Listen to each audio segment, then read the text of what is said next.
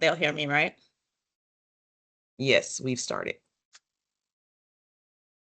Good afternoon, everyone, and welcome to the first webinar of our four-part legal clinic brought to you by the Cook County Office of the Chief Procurement Officer in partnership with Fuska Khorshid LLC.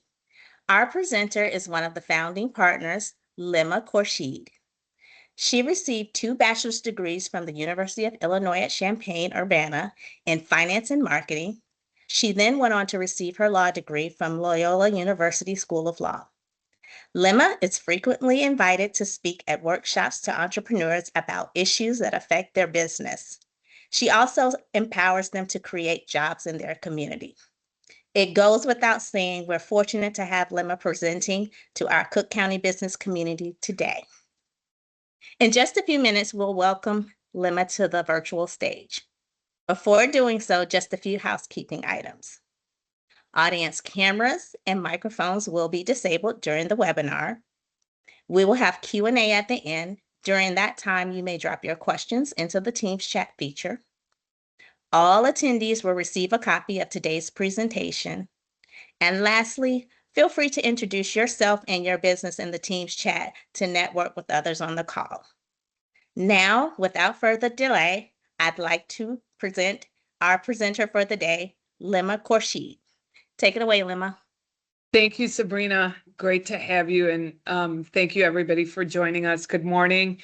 As Sabrina mentioned, this is one of a 4-part series with the county to help prepare you to do business with the county. So Sabrina's going to be manning my slides today. So bear with us as we get through the program. And if you have any questions, you can always populate them in the chat box, and we're going to try to get through all of the content and then answer your questions. So thanks again for joining us. And Sabrina, with no further ado, let's move to the first slide. So as mentioned, this is part of a 4-part series. So this original seminar is meant to be very preliminary into doing business with the county. So a lot of you might have formed entities or are in the process of forming entities. So look at this first seminar as a beginner course in doing business with the county. So we're going to go, the seminar is basically laid in 4 parts. One is about corporate formalities and laying the foundation to do business with the county. The second part will be about understanding the county's procurement process. The third part will be about how to strategically prepare yourself for county contracts. And then we'll just delve into very early on with the business enterprise development certifications to gain more business by doing business with the county. Okay, so our first slide is about sole proprietors. Sabrina, if you can move the slides. So it's about keeping, so the first, as we mentioned, the first thing that we want to talk about is creating entities, whether it's a sole proprietor, partnership, corporation, or limited liability. And so our first slide is about maintaining and building a solid foundation. So you have to look at it as you are the entrepreneur and then it is the business. So if you're not doing business as a sole proprietor, you can either be doing business as a partnership, a corporation, or a limited liability company. The first step to building that solid foundation is delineating between you and it, you and the business. So what you want to do is maintain separateness or maintain corporate formalities. So you want to open up a separate bank account. You want your business to be run through that separate bank account. If you're doing business as a sole proprietor, Sabrina, next slide. That means that you're doing business as you yourself. So you and the business are the same thing. So there's no sort of incorporation or organization. There is no separation between you and the business. If the business were ever to have any liability, it would attach to your personal assets. So I know if a lot of you are doing business as sole proprietors, one of the things I'm going to, recommend to you is to think about setting up an entity. because when you and the business, are one and the same thing, it's opening you up for unlimited personal liability. So if there was any sort of liability that stemmed from the business, it could attach to your house, your car, your bank account. So although you would receive all the profits and from the business, there would be an unlimited amount of personal liability. So that is, so if any of you are thinking about doing business with the county, one of the things I would recommend is not to be a sole proprietor, but to actually set up a business like a limited liability company or a corporation. And we'll talk about it later in the presentation. Another way that some of you might be doing business is through a partnership. Next slide, Sabrina. A partnership is essentially not incorporated or organized with the Secretary of State. It's when two or more people decide to do business together, okay? And so you can enter into a partnership agreement with your co-venturer, meaning you and the other person might enter into an agreement about how the business is run, how to split profits and losses.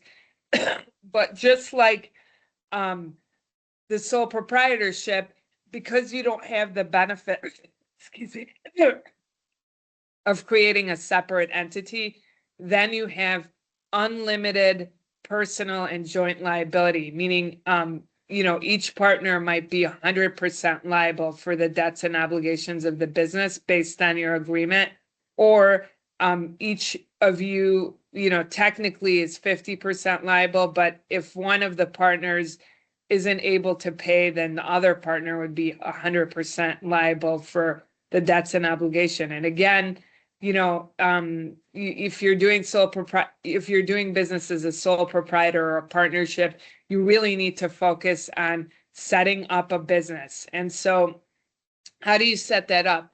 There are two ways to set up a business in Illinois through the Secretary of State's office that are generally used by a lot of entrepreneurs, and that's a corporation or a limited liability company. So we're going to talk about a corporation. And the reason that you want to set up, a corporation perhaps is because you want that shield from liability, meaning you, the entrepreneur, are separate and distinct from the legal entity, the corporation. You file what's called the Articles of Incorporation with the Secretary of State, and you pay a filing fee to the Secretary of State, and then you and the other co-venturers are called shareholders, and corporations are generally managed by the board of directors, and then the Constitution or how the corporation will sort of exist is what's called the bylaws. Now, corporations tend to be more of a high maintenance entity. There's a lot of corporate formalities that you need to keep and be abreast of so that you and the business are separate and distinct, meaning that the personal liability doesn't attach to you like we talked about as a sole proprietor or a partnership. So you have to have a annual meeting, a board of directors. There has to be minutes, and all of those need to be formalized, because what happens is you have to keep those corporate formalities to make sure you and the business are separate and distinct. And, as we mentioned, the owners are the shareholders. They're governed by the bylaws or the Constitution, and amongst the shareholders or the owners, there could be a shareholders agreement that governs the way that the shareholders or the owners govern the business, and are able to conduct business on a daily basis. So if you file the Articles of Incorporation with the Secretary of State, you're what's called the C Corp. Next slide, Sabrina. And so if you're a C corporation, you pay taxes at the corporate level, and then you pay taxes at the personal income level. So that's why with a C Corp, there's double taxation, because both the corporation and the shareholders are paying tax. You can have more than one class of stock, meaning There could be a stock for preferred owners and common shareholders, or preferred shareholders and common shareholders. So there could be voting shares, and then there could be shares that are given the right of distribution. So you set up a C Corp as soon as you file the articles of incorporation with the Secretary of State. Now, if you elected, if you filed IRS Form 2553, you could elect you become what's called an S Corp, or you've elected S Corp taxation. So this is more of a pass-through taxation. So no income tax is being paid at the corporate level, and the profits and losses are passed through from the business to the individual's shareholders' personal tax return. There are rules that govern S Corps. One is they can only have 100 shareholders. You can't go public, but more importantly is you can't create two different classes of stock. So you wouldn't be able to do, common shares and then preferred shares. So like some shares would get the preferred right of distribution, and then the owners can only be US citizens. So there are rules governing S Corps. And then, so when you set up a C Corp with the Illinois Secretary of State and your attorney files the articles of incorporation, and then you decide to work with your accountant to file the IRS Form 2553, you become an S Corp. And then you have certain rules that govern the shareholders. So that's one thing. So you could file a corporation, and then the other form of entity that you could choose to file with the Secretary of State is called the limited liability company, or the LLC. And next slide, Sabrina. The LLC is a little bit more flexible than the corporation. There's not as many corporate formalities. So you're not plagued by that. And then you get the benefit of both a corporation and a partnership. It does protect you from that personal liability, so that someone can't what's called pierce the corporate veil and go after you personally, just like you were protected with a corporation. But it offers you much greater flexibility in terms of management. There's not, like I said, as many formalities, but you still have to have an operating agreement, which is essentially the constitution that governs the owners or the members of the limited liability company. And then you still have to document, major decisions and have member meetings. So a lot of the formalities are incorporated in the operating agreement, but you're not required to keep corporate minutes. You're not required to have an annual meeting. And then you can elect to have the limited liability company either managed by the members, right? Or managed by managers.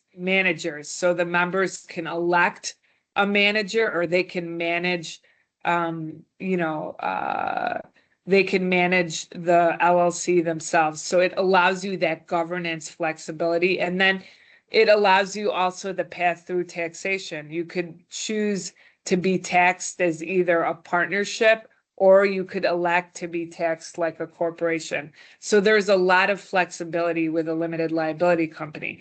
And the reason I'm saying to set up the foundation before you think about contracting, because this is a major step before you submit your bid, whether you're going to be a sole proprietor, a partnership, a corporation, or a limited liability company. The reason being is because a lot of these things are going to dictate how much liability you're willing to assume, right? And so if you want that shield, that protection, and depending on what type of services you're going to provide the county, that's going to be really important for you to think about and to brainstorm with your accountant and your lawyer, so that you're best poised to limit that liability before you bid on that government contract.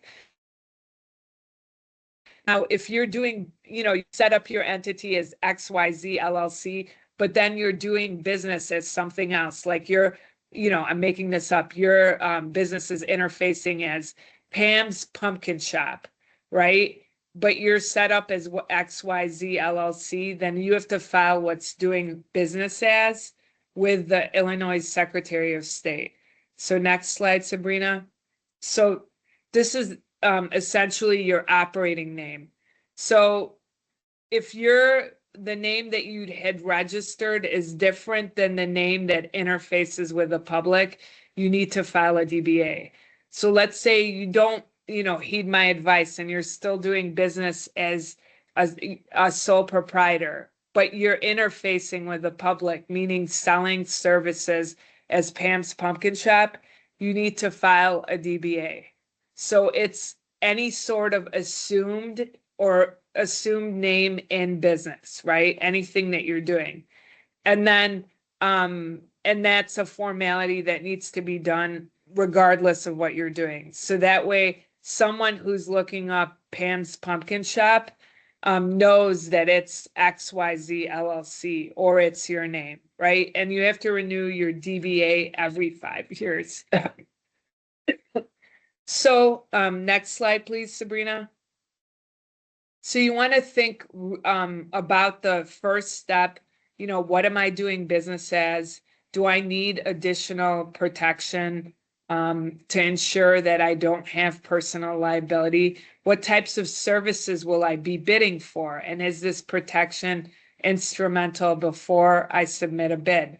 And then once I've decided how I'm going to submit a bid, right, what my entity is, I want to make sure that I have all of my organizational documents. If I'm doing business as a corporation, whether I have my bylaws, if I'm doing business as an LLC, whether I have my operating agreement, and these essentially are your corporate governance documents that are very essential, or the constitution of your entity. So ensure that you have those. And then once you've registered your business with the Secretary of State, make sure that you're keeping the formalities too, right?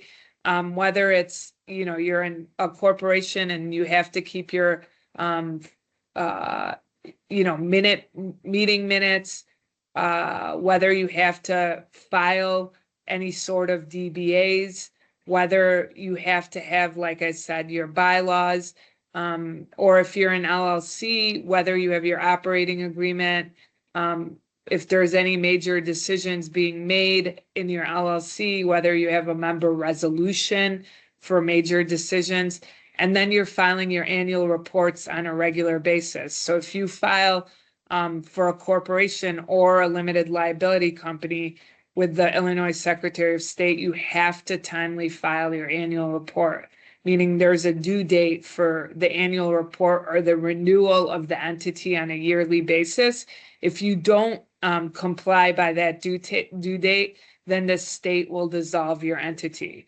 And if the state dissolves your entity, then you're no longer doing business as that LLC or that corporation. You would have to either reinstate it, right? Pay the filing fees and the penalties to reinstate it, or you would dissolve it and then you'd fall back to being a sole proprietor. Make sure that when you set up your business, whatever you're doing, that you're also maintaining the proper licenses to run the business, right?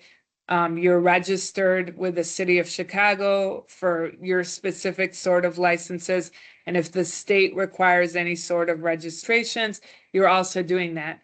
The reason you want to make sure all of this is done is because if the county wants to do business with you, they want to make sure that you're validly existing in the state of Illinois if you've decided on an entity. And then 2 is you've kept all of your formalities. You've gotten the proper licenses, right, to do the type of business that you're doing. And then from that, you could move forward. And as mentioned before, keeping these corporate formalities or these corporate records is pretty important. Next slide, please. Because they lay out all of the, all of the details of the ownership, the business structure, anything that investors or lenders or the county or the city or the state will need, especially if you are going to file for any of the certifications like the MB, WB, VBE, any of those certifications, all those corporate records and formalities that we've just talked about, the organizational documents and the governance documents are going to need to be submitted. And so your job is to make the process as streamlined and easy as possible for yourself. So be really organized in this sort of record keeping. So the first part of this, and why I'm stressing this and really putting your mindset in this foundational component, is number one, it shields you from liability, right? And so if you're going after a certain sort of contract, whether or not that's going, that shield from liability is going to be instrumental, depending on the, the types of services that you're going to provide. And number two is you want to keep all of these formalities in this organization, because if you go and apply, not only for the bid, but for the certifications, you want to make sure that you're really organized and you could produce all of the supporting paperwork for your business structure, the ownership for the operation of the business. So that really is key. And then two is psychologically, it maintains that distinct structure in your mind. You, the owner, right, the person that's running the business, and it, the business, being a separate and distinct entity. And you want to be able to do that. You want to be very professional, put your best foot forward, and make sure that you have those formalities in place. And so if anyone has any questions about the formalities, like I said, at the end of our conversation, I'm happy to discuss them, but this is the first foundational element. Second thing I'm going to tell you guys is do not compromise on good professional service advice.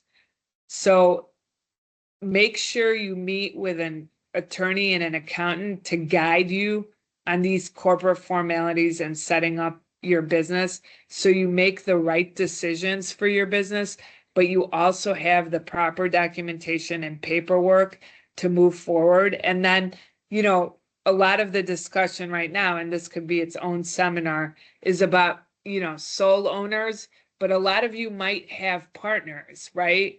And it's so critical if you have partners to make sure that you have the supporting documentation with respect to ownership and governance before you get involved in any county contracts.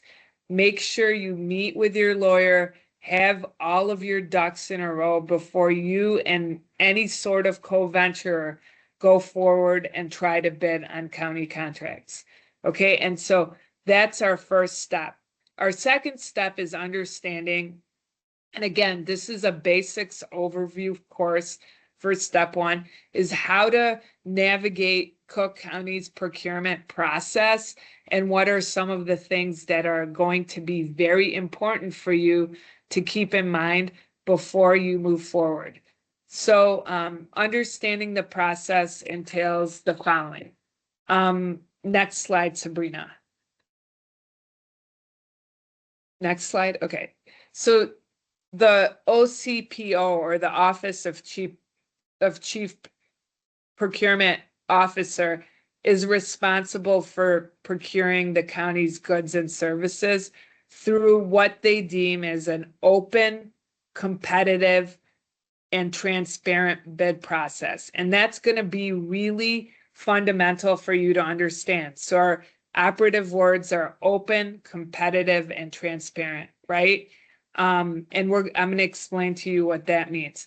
But there's a lot of services that you all can purchase from the county. There's at least $1.3 billion of goods and services that are available for purchase. And so this office purchases for a multitude of departments, including the Bureau of Finance, the Bureau of Technology, the Bureau of Asset Management. But there's a litany of bureaus that Cook County purchases for. And so this is a great revenue stream if you have the requisite skill sets, experience, and infrastructure to win a county project. So again, there's a wide variety of needs, but all vendors must follow this open, competitive, and transparent procurement process. And so why that's important to you is this competitive procurement process can happen over, a multitude of ways. Next slide, please. So essentially, there's the invitation for bids. So essentially, that's more of a price-driven decision process. And what happens is that contract goes to the lowest responsible and responsive vendor. So we're going to go over what that means, responsible and responsive vendor, in a couple of slides. But essentially, in a nutshell, is that's a contract that will go to the lowest bidder based on price, but who also demonstrates all of the capabilities that are requisite, like performance, financial capabilities to win the contract, and is responsive to the bid, complies with all of the bids, complies with the bid in all of the material respects. Okay. So, the county usually publishes what's called a resource guide. If you haven't picked it up, this is a must read for everybody on this webinar, and it's called Pathways to Cook County Procurement. It's a recourse, or I'm sorry, it's a resource guide. And so that guide will kind of explain this concept of who is a responsible and responsive bidder. But in a nutshell, is you have to think about it as how can you demonstrate to the county that you have all of the capabilities to fulfill the contract and you've complied in material respects with the bid, but you also have the best price. Okay, so that's kind of like it in a nutshell in plain English. So the county can also ask for a proposal or an RFP. So it's usually based on a set of specific goods and services, and then an evaluation committee will review that proposal and award it to the vendor with the highest score. And again, if you get this Pathways to Cook County Procurement Resource Guide, kind of details a little bit more to you about what the evaluation committee is looking for. And so I would highly recommend that you read it. And then there could be a request for qualifications, right? It asks you specific information on your qualification or specific projects that you've created, that you've done, or a list of, it could ask for a list of vendors for any sort of future projects. So what it's looking for is, responsive qualifications and not necessarily price. Okay. So each one of these, whether it's an RFP or an RFQ or an invitation to bid on a contract, are opportunities for you to submit your business and procure county business. Other methods that the county could be looking to, because again, remember our operative words that we talked about, the bidding process has to be open, it's competitive, and it's transparent, right? So they're going to list what, qualifications they might be looking for, what the proposal entails and what sort of performance, and then, what prices, depending on, if it's an invitation for a bid, you're looking at for the, price of the contract. So other methods they could, that you could bid for is either by joint procurement, where the county and one other public agency might have a bid for you to look at, or if the county were to utilize other methods to solicit bids, meaning it could reference other contracts or piggyback on other government contracts that utilize the same or similar positions or needs. And so what I'm trying to say to you is look at this as a really competitive procurement process, study the criteria that the county is looking for, study the qualifications that the county is looking for, and then read the bid. See what material respects are encompassed in the bid or the invitation to bid, and make sure that you comply. There's no gray area in a lot of these, meaning you either have to look at the bid and make sure that you could provide the specific goods and services, and that you have the performance capabilities, you're able to meet the pricing, because there is no gray area. So you have to demonstrate that to the county.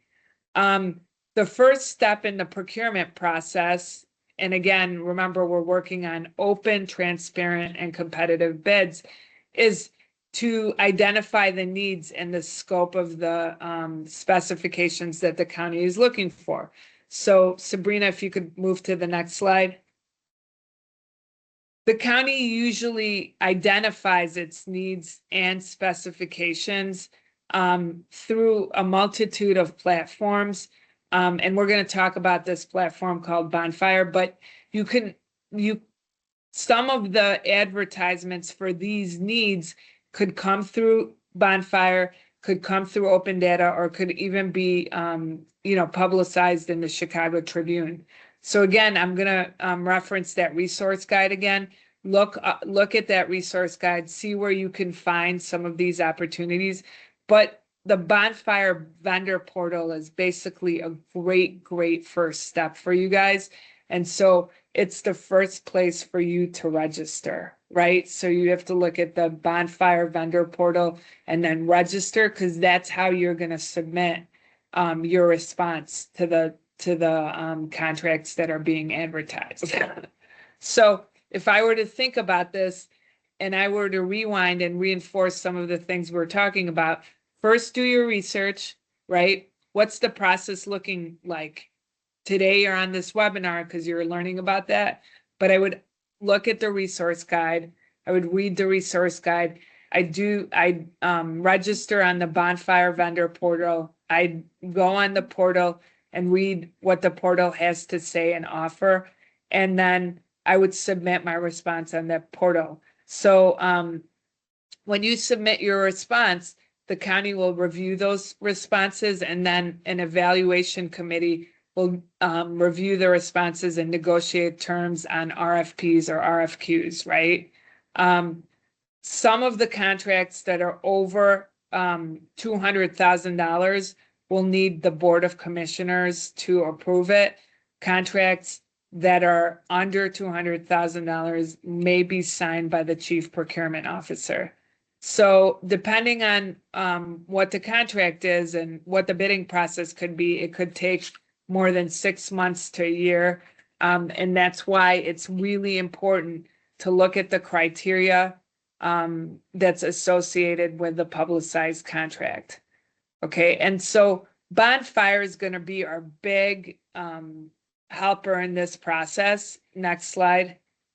I'm trying to make this in plain English, because it's online, the county's online vendor portal, and that's where the contract opportunities are always posted. So you can look at the specifications and what required documents you're going to need to submit, and you can view any opportunities. You can ask about open opportunities, and you could submit, proposals through that portal. Just to be clear, the county no longer takes paper bids, so the portal is the only way to go. And then you can also sign up to receive notifications about opportunities for the commodity codes that are posted. So it's a great resource. It's the only way you're going to be able to submit for a contract, and it's got an unbelievable amount of information that could be helpful for you, and an opportunity for you to view, the open opportunities, but to also ask questions and to receive notifications after you've left the portal. Next slide. And we've talked about this, there's no deviations or exceptions for the requirements unless they're addressed in an addendum of opportunity. So only if the county changes the deviations or makes exceptions to the rule could you deviate or make or apply for an exception. So always look to see if an opportunity has an addendum, because it might be an opportunity for you if the requirements are lessened or addressed in another way. By submitting a response to the contract, right, to submit a bid for the contract, you're representing and warranting to the county that you read the documents, that your submission is accurate, complete, and sufficiently describes the goods and services that you're going to be able to provide, and that you're going to use skilled and experienced workers, and that's the full that's the full representation, and that you're not relying on anything that anyone said to you, right? So everything is submitted to, again, complete, accurate, and transparent, that you're able to provide the services, that you're going to use a skilled workforce to provide the services, and that your submission is complete and accurate on its face, and that you haven't relied on any verbal assurances from anyone else. So that's really, really important, because you don't want to submit a bid or a proposal to the county which you cannot fulfill, right? So we talked a little bit about setting up the corporate formalities earlier in the conversation, but one of the other formalities that I would ask for all of you to do before you bid on a contract is make sure that you have the cash flow, the labor force, the resources to fulfill a county contract before you get the contract. Because what you don't want to do is get a bid and then you don't have the labor, or you haven't managed your cash flow, or you haven't projected how much resources you're going to need to execute the contract. So do a lot of that pre-work before bidding on a contract, right? And then you may have to submit a bid deposit. It just depends if it's required, okay? And then here are some of the county's consideration when evaluating proposals. Next slide. So obviously, depending on what type of proposal it is, what's the lowest price, right? Do the bids meet all the county requirements, which we talked about this concept of responsiveness of a submission. So does it meet the requirements, and were the documents complete, right? That's really, really important, right? So it's not only good to submit, it's good to look over your submission, make sure that the submission, excuse me, is complete, and then it meets all of the county requirements. Because remember, we're not going to be dealing with gray unless there's an amendment to that opportunity, right? So do you fulfill all of the county requirements? Is your submission complete and in compliance, right? And then we saw this word again, who's the responsible bidder? Does the vendor have the capability to meet the county's needs? That's a responsible bidder or submitter. And then some of the things that the county will evaluate on a responsible submitter is the quality of the goods, financial capacity, past performance, experience, your staff expertise, what equipment you have, whether or not you're going to be able to meet the county's deadline. So make sure, in a nutshell, that your submitting something that's well-researched, thoughtful, and diligent, right? Because you just don't want to submit, right? And then look to see if there's any sort of preferences to those certifications we talked about, whether you're an MBE, a WBE, a VBE. Look to see if those certifications are there, and we're going to talk about those a little bit later. And I want to make sure that you have those and you highlight those in your application, because that might be a way for you to stand out from other submissions, right? So how do you strategically think about these opportunities, given now you know what some of the county's considerations are? So one of the things that, you know, we talked about is, and if you could go to the next slide. Okay, next slide, please, because we talked about this a little bit. Okay. If you want to research what the county needs, right? What the project description is, what the contract value is, what the duration is, anything that you can get. And then you can look at the contract and amendment library, which is the database with all active and inactive county contracts.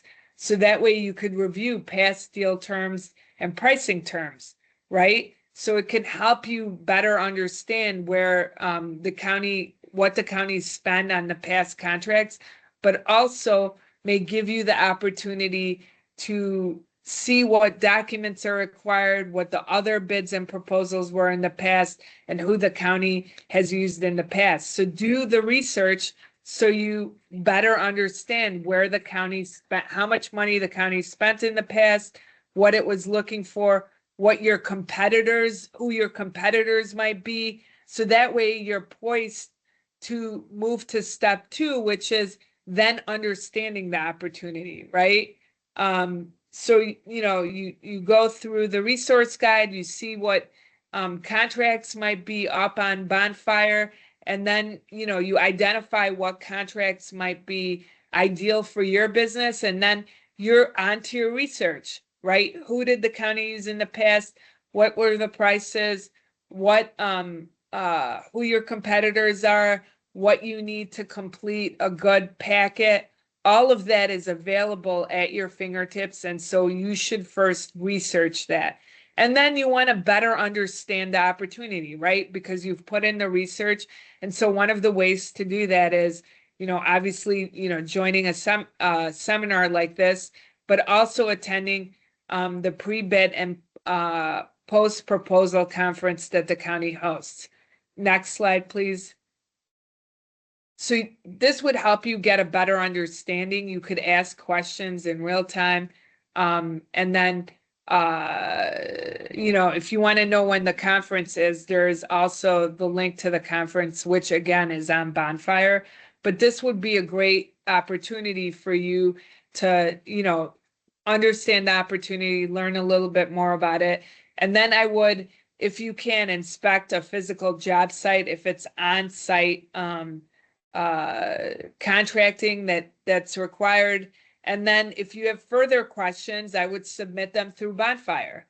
And then, like I said, again, you know, reviewing those past contracts so you better understand the opportunity, and then you know who your competitors are, which, next slide, would then be an opportunity for you to research the competition. So, so you could review open data bid tabulations, because again, the county wants to be very transparent. So you can see all of the bids of current and prior opportunities. It includes the vendor's name and the bid amount. And then you can review the document takers tab in Bonfire, and that shows the list of all the vendors who have viewed that opportunity, so you can assess who might be bidding against you.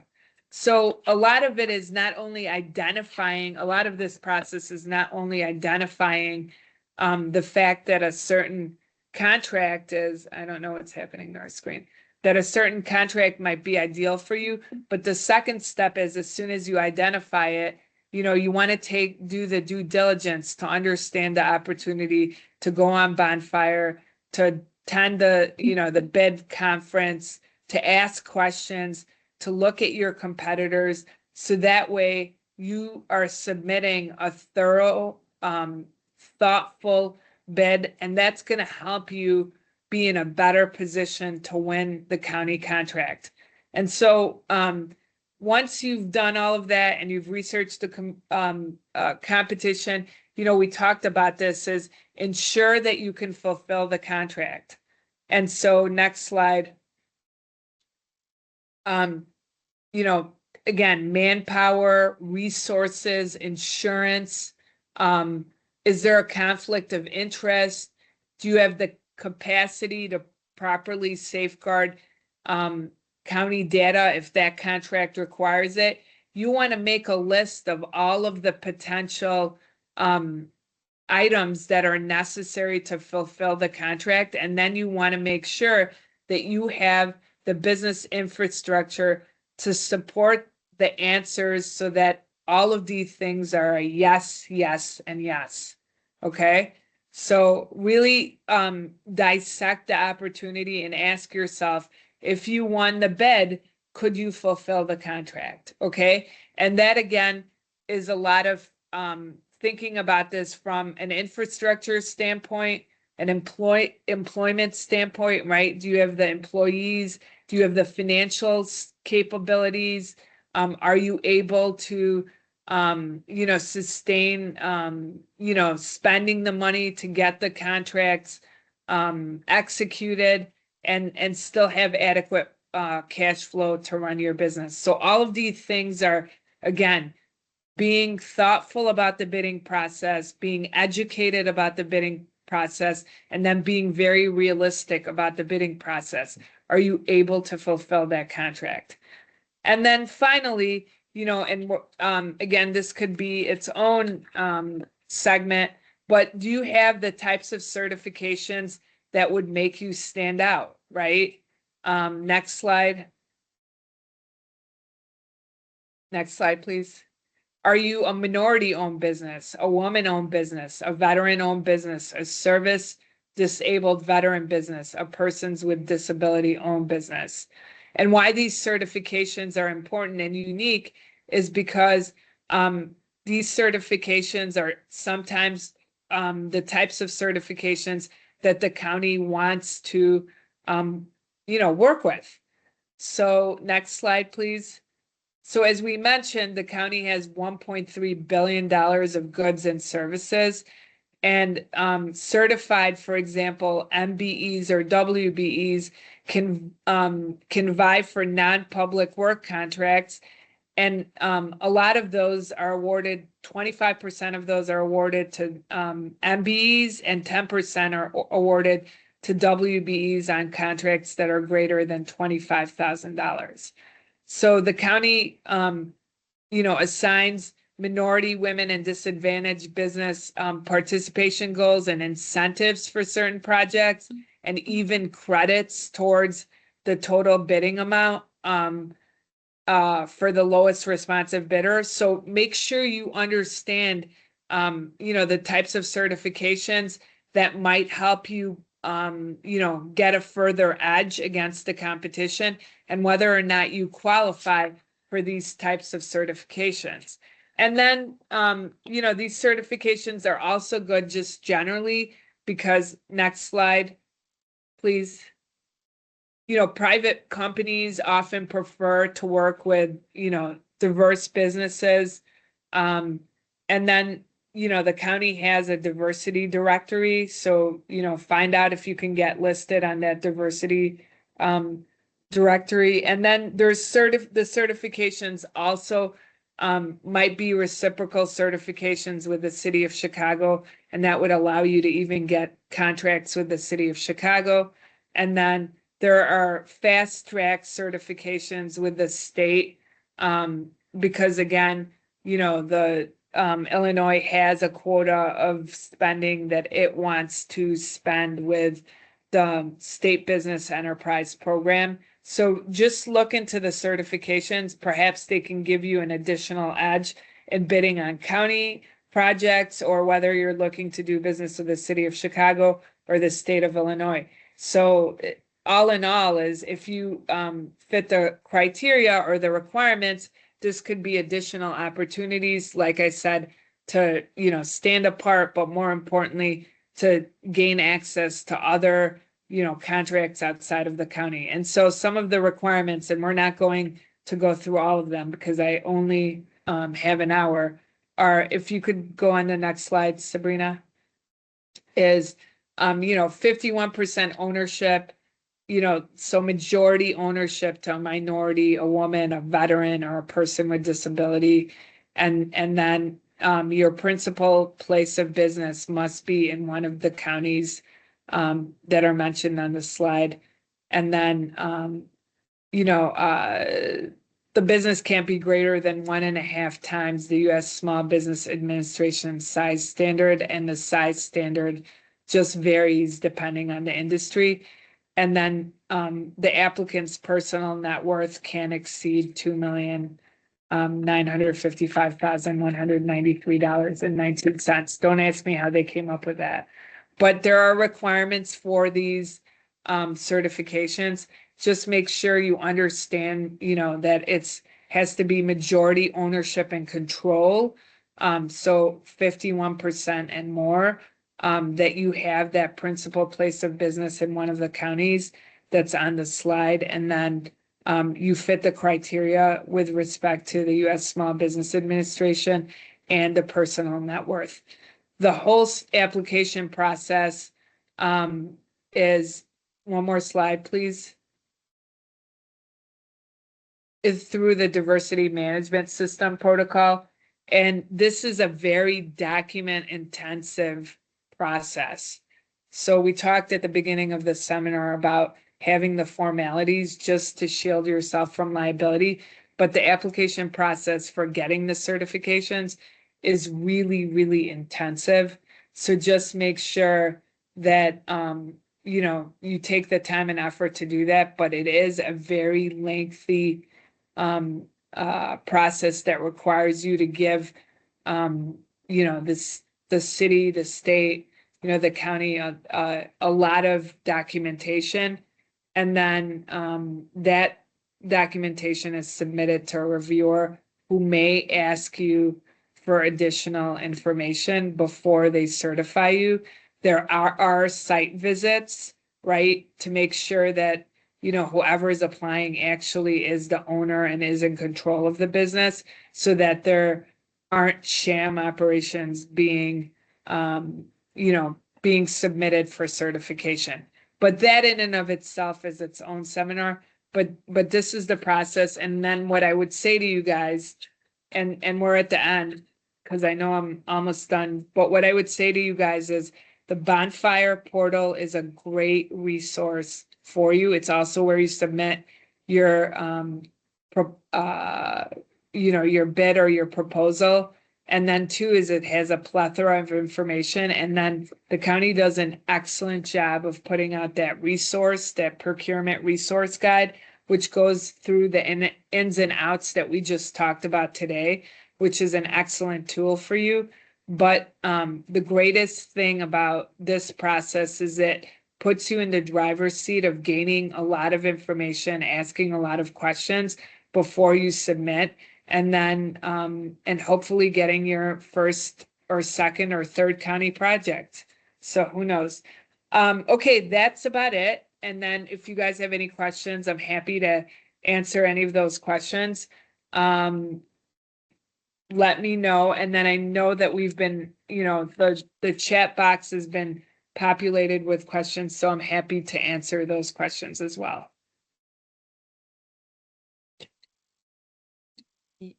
Hi, everyone. Yes, I will take over the questions. So one question we got is it necessary to file a formal DBA if you are using the same EIN and have registered with the county identifying company name, DBA, other company name? Yes, you must register with the Secretary of State. And if you apply for certification, you're gonna have to give your DBA documents anyway. And then there was another question in the chat. I had already answered it, but I want to just read it aloud. Will Cook County accept MBE and WBE certifications done by another state, such as Missouri and or Illinois, and not with the county itself? And the county has reciprocity with the city of Chicago. And I also shared a link to our FAQs, which kind of goes into more details about that. But as far as accepting another certification, we accept the certification from the city of Chicago because we have a reciprocity agreement with them. I'll also mention that I shared in the chat and I'm sharing on the screen the QR code to our survey related to this series. So please feel free to take a moment. It shouldn't take you more than 5 minutes to fill out the survey so that we can continue offering webinars like this, as well as, tailor it to what you're looking for specifically. But if there are any additional questions in the chat, or that you would like to ask that I've missed, please feel free to drop it now.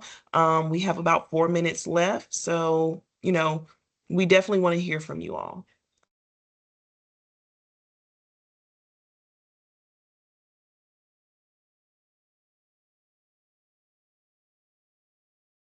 I haven't seen anything yet. I'll give it a few more minutes. I'm scrolling too.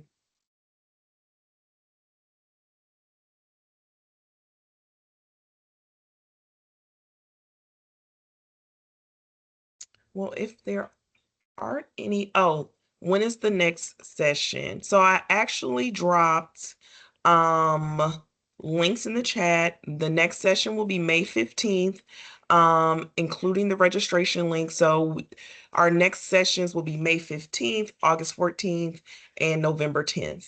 And if you scroll up a little bit, there will be links there for you to register. But additionally, I will send out an email with the slides as well as the links for the future webinars in the series, survey link, everything shared and discussed here. So that will be going out to you all. If not today, by the latest Tuesday, because the county is closed on Monday. I feel like I'm just taking over the No, well, I just wanted to thank everybody for joining us today. And obviously have enjoyed being here with you, Sabrina, and the county.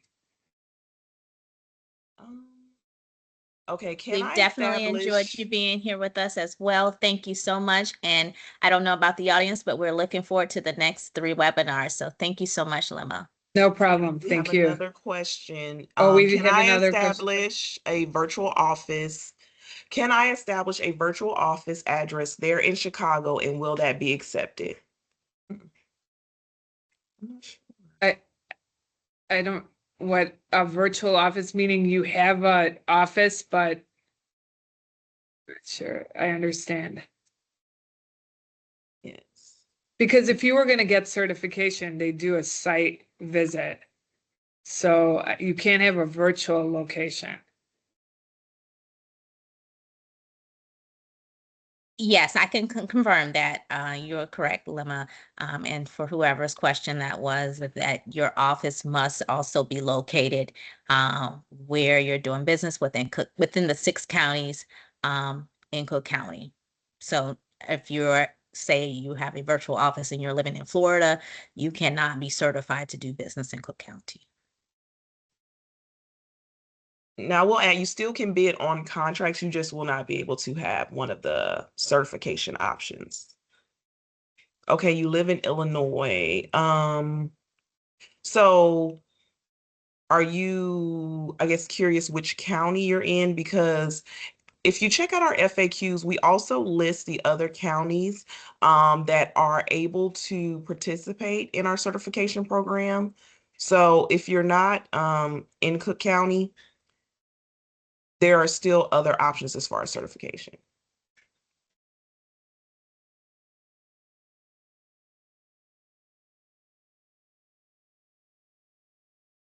Yeah, so.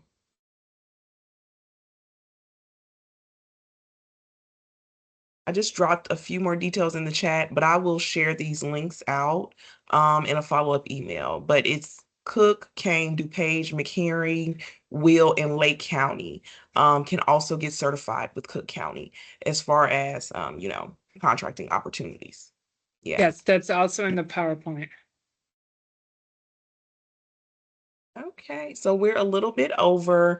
I want to just give one last call for questions. If there was anything burning that anyone wanted to, ask, but I will also share the contact information for Lima within the follow-up email.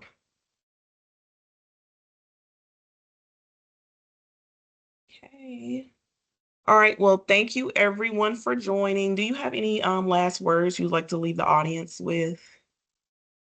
No, thank you everyone for joining. If you have any questions, my contact information is at the end of the PowerPoint, and I'd be happy to answer any questions that anyone has. But I look forward to having you all join us for our next session that's in May. And that's going to be like our level 2 and then just understanding basic contracting.